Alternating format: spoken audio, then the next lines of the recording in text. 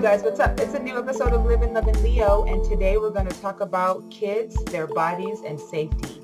Family and friends, stay tuned. We'll be right back.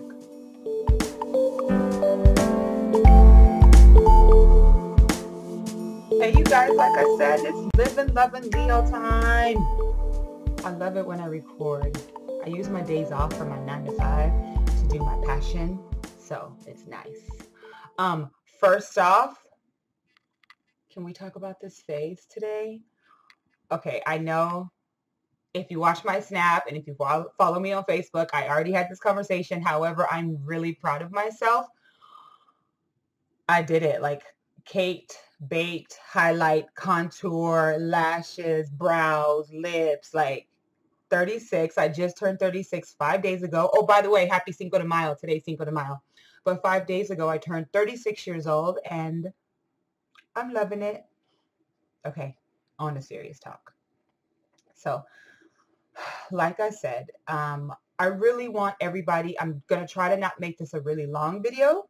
I'm going to try to make it short and sweet. However, I ask that you guys pass this along, share this. This is a serious topic for me. It should be a serious topic for you, especially if you are around children, if you have children, friends have children, aunt, uncle, niece, nephew, grandpa, whatever, grandmother, whatever. This should be important to you. And I wanted to talk about this a long time ago, and I've noticed a little bit of articles here and there on Facebook, and I haven't really addressed it because, again, it's really close to home, and, you know, it's a really, really, really sore subject for me, but I'm going to take the bull by its horns, and we're going to talk about it. We're going to talk about it together, and you're going to help me get through it together. We're talking about child molestation or child abuse within the families. Now, you guys, there's this thing from a long time ago called stranger danger, where we taught our kids from a long time ago, don't talk to strangers, don't go with strangers. If they try to get you a puppy, if they try to give you candy, don't go with them, stay with your family. Which is still true, unfortunately. Unfortunately, there's still bad people out in the world that's going to take somebody else's kid. So we should still be having that conversation. However, the reality of the matter is there are bad seeds in each individual families. And you'd have no idea. Maybe sometimes they have no idea, or maybe sometimes they do know, and they are going to hurt your child if you do not educate your child. Now, like I have told you guys, was sexually molested from the time I was 5 to about 12 years old in the first foster home that I was in. That's an extremely long time of trauma that I had no idea what was going on. And I knew it was wrong, but the person who was doing it was in my home all the time. The people that were supposed to be taking care of me were hitting me and mistreating me anyway. So I had nobody to talk to, nobody to say anything to. And these things were happening to me as a child. I vowed from the moment that Eden and Elijah could speak, I was going to educate them. And this is what I want to teach you guys to do. Now, if you want to talk to a psychologist first, check if you think this is okay for children. I advise you to do that. But this is what my children know. Like, I've already decided as a parent, this is what I tell my kids. From the moment, okay, first of all, let's talk about this. The whole nickname thing when it comes to their private parts does not work. You can't do that. You can't call their pocketbook. You can't call it a pee-pee. You can't call it a wiener. Like, if anything were to ever happen and they have to go to court and they say those words, it doesn't stand up in court because those body parts do not exist. So you can't teach your children nicknames for their private parts. From the moment they speak, you need to say what they are. They're not bad words. They're not cuss words, and they're not words to be afraid of. They're your private parts. Like, it is a penis. It is a, like, I'm whispering because I don't know if I can even say it on YouTube, but like, those are the real words, and you have to say them, and you have to teach your children That's what they're called. That's the first thing. So parents, family, friends, no more of that. Okay? Promise. No nicknames, real names. They're not idiots. They're children. They need to figure this out earlier. Let's educate them. First point. Second point, we need to teach them who is okay to touch them and who is not okay to touch them, and when it's okay to be touched and when it's not okay to be touched. So this is what I did with Eden and Elijah. I specifically listed every single person in their life that's not okay with touching them. Even me, even their father, even their grandmother, their grandfather, even my sister, even their uncle. Like, they know we are not okay to touch them. The only time they know it's okay for me or dad, when they were younger, now they can do it themselves, but when they're younger, they knew the only time it was okay for us to touch them in those private parts was during a bath. The only person who can touch them outside of a bath is at a doctor's office with mom or dad in the room. And you specifically tell them, it's not okay for me to touch you. It's not okay for daddy to touch you. It's not okay for daddy to touch you and then tell you, don't tell someone else. You specifically tell them their body is important. They have to protect their body. You specifically tell them, if someone tries to touch you, you tell them, no, don't touch me there. And if they do try, you tell your children what to do. You say, if someone tries to touch you and you feel uncomfortable, you tell mommy. Even if they say don't tell me, you tell me anyway. Even if they say they're going to hurt me, you tell me anyway. Even if they say it's our little secret, ain't no secrets. No more family secrets. This is a safe place. We are safe families. And I really feel like deep down in the pit of my soul, if we stopped ignoring this epidemic of families hurting children, if families took it themselves and said, you know what, she's right. We're going to talk about it. We're going to educate our children ourselves. We're going to say, I won't touch you, and I promise I never will, and I promise I will never tell you that you can't tell. And if I ever try, you tell the police. Like, if each family does this, maybe the families will stop this epidemic. We can't continue to ignore this. We can't continue to act like it's not happening. We can't continue to brush it under the rug. Child molestation or child incest or child rapes devastates lives permanently, long term. Major healing has to happen after something like that has happened. The only way to stop it is to educate your families and empower your children. And it's not about having a conversation about the nasty and dirty details that are over their heads. Like, I'm not advising you to have like a full-on sex talk with your 2, 3, and 4-year-old. What I'm telling you is bring it down to their level. Tell them how important their body is, that nobody can touch their body, and that mommy, daddy can't, grandpa, uncle, aunt, coaches, teachers. Like, they need to understand that nobody, not ever, not one person other than a doctor under mom and dad's supervision, is it okay for them to touch there. And you tell them specifically, if someone does, who do you call? We call the police. I tell you, mommy. I tell you, daddy. And then you have them tell you back. Well, what happens if they say, your mom's going to be mad at you? I tell you anyway. Like, have this conversation. And this is not just one-time conversation. Like, I've been telling Eden and Elijah this since they could talk, and I still do it, and Eden rolls your head. But you dang well bet that Eden knows that nobody ever better touch her. And if she does, she's going to tell me. You know, she knows that not one single person in her family, not one single person of her friends, not a teacher, not a coach, not anybody is allowed to touch her in that way. Touch, kiss, fondle, anything. Like Eden and Elijah know, don't touch my P word, don't touch my V word. If you touch it, I will tell my mom or I will tell my dad. And we have to make our children powerful, and it's okay for them to be empowered. This is not a subject that is going to harm them.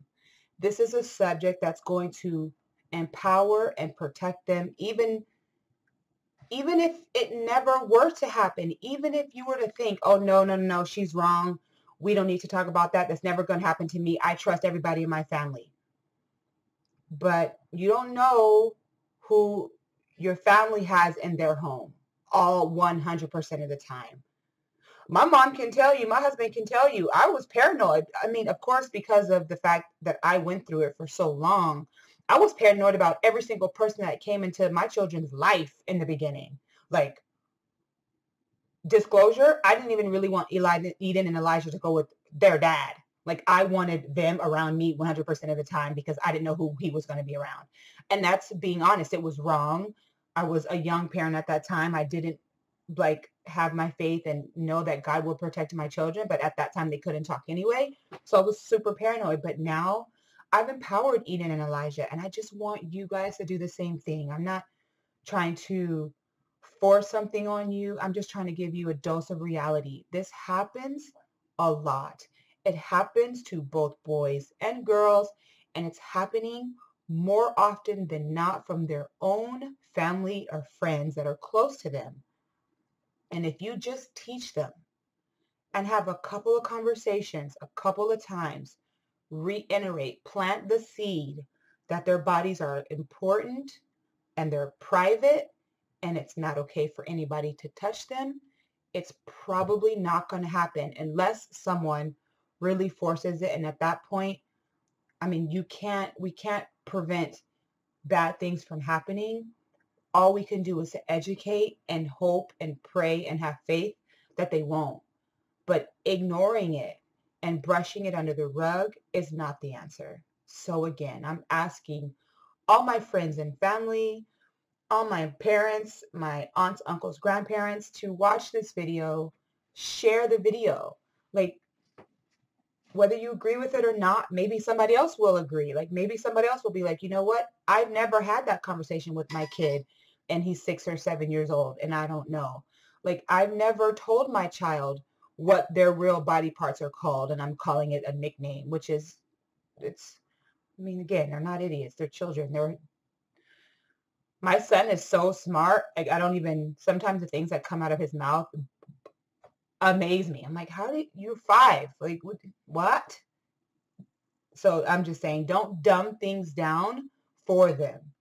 I'm saying bring it down to their age level so it's age appropriate, but still educate them. Still make them smart, make them powerful, make them protect themselves. And again, you know what else? Even for me, and I noticed with Eden and Elijah, it places a thing of trust. Because even if if this was a full-on family conversation, like me and my family, my sister, her boyfriend, my husband, Eden and Elijah, all had a full conversation about this. And I was going to do it on video, but we can't always get together. But I was going to do it on video so that you guys would believe me when I say that I did this. We did this. My sister, her boyfriend, said to my kids, it's not okay for us to touch you ever. What is wrong with that if it's not going to happen? If nobody ever has any intention on hurting your child, why is it not okay for them to say, I will never hurt you. I love you and I will always protect you. And if anybody ever tries to hurt you, you come and tell me. If they say, don't tell me, you tell me anyway. What is the harm in having that conversation? None. In my opinion, none. Because all that is doing is establishing a layer of trust. And Eden and Elijah know who they can go to, and they know what can and cannot happen. That's all. Just do it. Declare it. We're a safe place. We're a safe family. I love you. I will protect you. And that's it. And empower them. Tell them what their private parts are. Tell them who and when and why they can be touched and when and why they cannot be. See if it works. See if your children get it and they understand it. And if they start rolling your eyes like, okay, mom, okay, that's fine. You never know. And a lot of times, especially for me, because I was in a foster home and I probably was more introverted, which is surprisingly, I'm not sure because I don't really remember, but I bet you I was more introverted during that time because of what was happening. And I didn't know. I only wish I would have had that conversation. I wish I would have felt powerful enough to say, absolutely not. No, I didn't. I couldn't. I wasn't told. But you can and you will and you can tell. You can tell your kids this. You can have this conversation. You can have a heart-to-heart, family, safe environment conversation. It's almost like the conversation about sex with your, I don't know what age, I don't know what age you're supposed to have the conversation, but you have to have this conversation, like sex, drugs, alcohol, child molestation, physical abuse, these type of conversation, parents avoid. And we can't avoid conversations like that because they're going to learn it from somewhere. And God knows you don't want them to learn it from someone else because then the behavior's already started and then it's too late. You got to teach them yourself. We can't run from problems because they're still going to be there. Ignoring it doesn't make it go away. Oh, I'm going to close my eyes, and you open your eyes and boom, it's still in your face. No. Address it head on, face on, whether it's uncomfortable or not. Uncomfortable helps. It makes strength. It makes you strong. I know. I'm in uncomfortable situations all the time and I sit on my hands and I smile. I'm just saying, uncomfortable conversations have to be had. They can't be ignored. And you can't wait long oh, my child's not going to do this. Oh, my child is perfect. We have to have a reality check. There has to be a reality check. There has to be some honesty. There has to be some disclosure. We know kids are curious. We know kids are timid. Sometimes they are open with one person and really quiet with another. That's another thing. You have to watch your child's behavior around certain people. And as a family, I even encourage families to have this conversation together as groups. I saw this article on Facebook about this couple that was molesting children during their kids' sleepovers for years. And the parents had met these people. So these parents are thinking that they're being safe because they met them. So they leave their kids with this couple and come to find out they're being hurt while they're sleepovers. Hashtag, I don't really believe in sleepovers. There's only a couple of people that my children, other than family, like my mom and Laquan's grandparents, there's a couple of friends, a few friends that my kids have slept over. And there's not going to be many because, again, you have no idea. You really don't know. But even if you don't know, you can still educate your kids just in case. Just in case. Someone tries to tickle them, fondle them, and they start feeling a certain type of way, they should be able to say, don't tickle me, don't touch me. That makes me uncomfortable. I don't like that. And then whomever it is probably going to back off because they're oh crap, hold on. This kid already knows. Don't let your kid be surprised. And don't let your kid be taken advantage of. Empower them. They're so strong. They're so smart. They're so resilient. I look at kids nowadays and they're superstars because they're just little versions of us. Just little versions of us. So bring it down to their level. Educate your kids. Empower your kids. Tell me what you think. I hope that was short enough. I'm not sure. I'm not watching the timer because I'm looking at you. But tell me what you guys think. Like, tell me if you've had this conversation before. Comment below. Tell me if you think it's not a good idea. I welcome reasons why you think this is not a good idea. But if you do agree, share this video. Pass it along. Empower your kids. No more stranger danger. Can't even say it. That's why it's so played out. Stranger danger is not real.